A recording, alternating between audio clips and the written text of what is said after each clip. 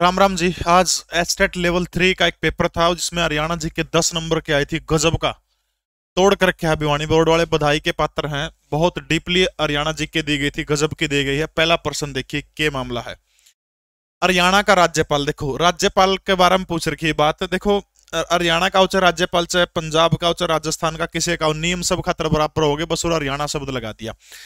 वह हरियाणा केंद्रीय विद्यालय के कुलाधिपति है। देखो केंद्रीय विद्यालय आ गया तो राज्य के जो विद्यालय होते हैं उनका कुलाधिपति राज्यपाल होता है। केंद्रीय आ गया तो फिर उसका उत्तर कौन हो जाए, फिर राष्ट्रपति हो जाएगा। तो इसका मतलब यो ओ कौन सकता है, यो इसका गलत उत्तर हो गया। ठीक है। नंबर 2 क्या, वह राज्य के लाभ के पद प्रदान कर सकता है। आप सबने मेरा कोई भी संवैधानिक पद के ऊपर बैठा हुआ व्यक्ति लाभ के पद को धारण नहीं कर सकता। योग्यता जो उसकी होती है, मुझे को राज्यपाल की योग्यता 35 साल से ऊपर होना चाहिए, राज्य का स्थायी निवासी ना हो, इसके अलावा जो है लाभ के पद के ऊपर नहीं होना चाहिए, कंडीशन है। ठीक है। तो लाभ के पद पर नहीं होना चाहिए। इसके बाद वह Indian red cross society Haryana राज्य शाखा के अध्यक्ष है। बिल्कुल यह सही बात है भाई। ठीक है। जो रेड क्रॉस सोसाइटी की जो हरियाणा की शाखा जो उसका अध्यक्ष कौन होगा, राज्यपाल होगा। ठीक है, बिल्कुल सही बात है। उन्हें संविधान के अतिरिक्त कोई सविवेक की शक्ति प्राप्त नहीं, बहुत सारी सविवेक की शक्तियां प्राप्त है राज्यपाल को। तो यो भी गलत हो गया। यो गलत है, यो गलत है, यो गलत है। तो ऑप्शन सी जो है हो जाएगा, बिल्कुल यो राइट आंसर हो जाएगा। यानी वह है हरियाणा राज्य की शाखा के क्या है, अध्यक्ष कौन है, माननीय राज्यपाल। अगला प्रश्न बहुत इजी लेवल का देर क्या है। हरियाणा में लोकसभा और राज्यसभा की सीटों की संख्या पूछ रखी कितनी है। तो लोकसभा राज्यसभा की सीटों की संख्या, लोकसभा की 10 सीटें हैं, राज्यसभा की 5 सीटें हैं। कई बार थोड़ा घुमा के दे दिया।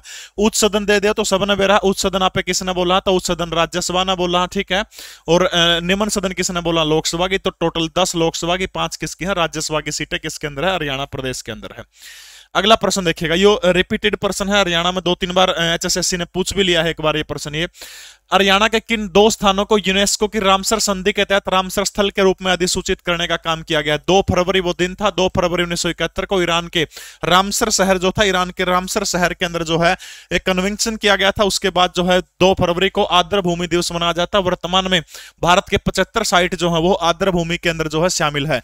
तो इसके अंदर 2 कौन से किए गए थे, सुल्तानपुर और बिंडावास। दोनों जो है सुल्तानपुर और बिंडावास वन्य जीव अभ्यारण्य जो है, इन दोनों को यूनेस्को की जो है रामसर के स्थल के रूप में जो है आर्द्र भूमि के रूप में किस किस को चुना गया था, सुल्तानपुर, और नंबर 2 कौन सी है, भिंडावास को किया गया था।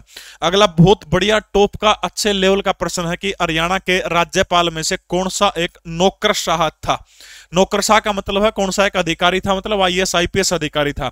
तो पहला ऑप्शन है सैयद मुजफ्फर हुसैन बर्नी, जय सुखलाल हाथी, धनिकलाल मंडल, या फिर बाबू परमानंद। देखिए ऑप्शन ए बिल्कुल सही है। ये जो उड़ीसा राज्य जो है, उड़ीसा राज्य के एक आईएएस अधिकारी हुआ करते थे, मुजफ्फर हुसैन बर्नी, उड़ीसा कैडर के अधिकारी थे। ठीक है। ये तीनों के तीनों नेता थे। ठीक है। ये क्या थे, तो याद रखना अपना, राज्यपाल जो है मुजफ्फर हुसैन बर्नी, अपना ध्यान रखना, ये एक नौकरशाह थे। नौकरशाह मतलब प्रशासनिक सेवा के अंदर ये थे। अगला प्रश्न देखिएगा, ट्रिपल पी, पीपीपी परिवार पहचान पत्र के बारे में दिया गया है। जो 4/2020 को इस योजना की शुरुआत की गई थी अगस्त के अंदर। ठीक है। तो परिवार पहचान पत्र योजना, यह योजना परिवार को इकाई के रूप में चिन्हित करती है। बिल्कुल सच्ची बात है। हरियाणा के समस्त परिवारों का एक विश्वसनीय सामाजिक आर्थिक डाटाबेस तैयार कर रही है। सही बात है। इसमें सामाजिक आर्थिक का मतलब क्या, सामाजिक के अंदर, इसके अंदर पीपीपी के अंदर मैं खुद, मेरे पास इंचार्ज था, उसके अंदर हमने नो बिच रहे थे किसका क्या काटड़े है, क्या में ऐसा सारी चीजें। सोशल दायरा मतलब कितने परिवार के लोग, कितनी एज, सारा सौदा चढ़ा था। आर्थिक में आएगा कितने रुपया, बात सही है। 8 अंकों की एक आईडी देने का काम किया जाएगा, बिल्कुल सही है। जो जन्म मृत्यु वैवाहिक रिकॉर्ड से उसको क्या किया जाएगा, जोड़ने का काम किया जाएगा। यह बात भी बिल्कुल सही लिख रखी है। अगली क्या है भाई, परिवार पहचान डाटाबेस में उपलब्ध डाटा का विभिन्न कल्याणकारी योजनाओं के लिए स्वतः चयन किया जाएगा। मतलब क्या है, इसके डाटा के अकॉर्डिंग, जैसे अभी आयुष्मान भारत योजना चल रही है, उसके तहत जिसकी income family ID triple P के अंदर जो है कितनी है, 1,80,000 से कम, उनका अपने आप ऑटोमेटिक लिस्ट में नाम आने लग रहा है। तो यह भी सही है। तो याद रखना उपरोक्त तीनों ऑप्शन जो है क्या हो गए, तीनों के तीनों ऑप्शन जो है क्या हो गए, इसके सही हो गए। ठीक है। डी ग्रुप का पेपर कंफर्म हो गया भाई, फरवरी में 100% होगा। एनटीए ने रिजर्व रख लिया गया है। अगर किसी बालक ने डी ग्रुप की तैयारी करनी है या फिर सी ग्रुप के एक पेपर की तैयारी करनी है, तो लीसो ऐप के ऊपर ये पोस्टर देखा पे, पोस्टर पर क्लिक कर दियो। LISO लीसो गूगल प्ले स्टोर में लिखना, 9609977000 नंबर है। इतने मास्टर 15-16 मास्टर लाइव पढ़ाऊंगा अपना। ठीक है। अगला प्रश्न देखो भाई क्या है। बहुत बढ़िया प्रश्न है। लगभग 1-1.5 साल पहले क्लास करवाई थी मैंने, उस क्लास के अंदर इस चीज का जिक्र है। एक आधे सोशल मीडिया बोक हरियाणा में किसी ने कौन करा के भाई, क्लास का लिंक टेलीग्राम में दे दूंगा, उसमें देख लियो सारे करवा के नुके नु। संरक्षित स्मारक मैंने इमारत करवा रखी, इसमें स्मारक है, ठीक है। हरियाणा राज्य के संरक्षित स्मारक का दर्जा प्राप्त है कौन से है?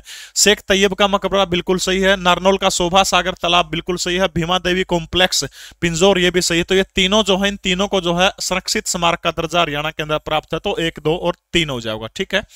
अगला प्रश्न देखिएगा, हरियाणा के औद्योगिक क्षेत्रों में आधारभूत सुविधाओं के लिए निम्न में कौन सी संस्था जिम्मेवार है? कौन सी संस्था जिम्मेवार है जो उद्योग के क्षेत्र में है? आर्ट्रॉन जो है कंप्यूटर के संदर्भ में काम करती एक संस्था है। उड्डा जो है हरियाणा शहरी विकास प्राधिकरण, अब इसका नाम HSVP हो गया, हरियाणा शहरी विकास प्राधिकरण, ठीक है।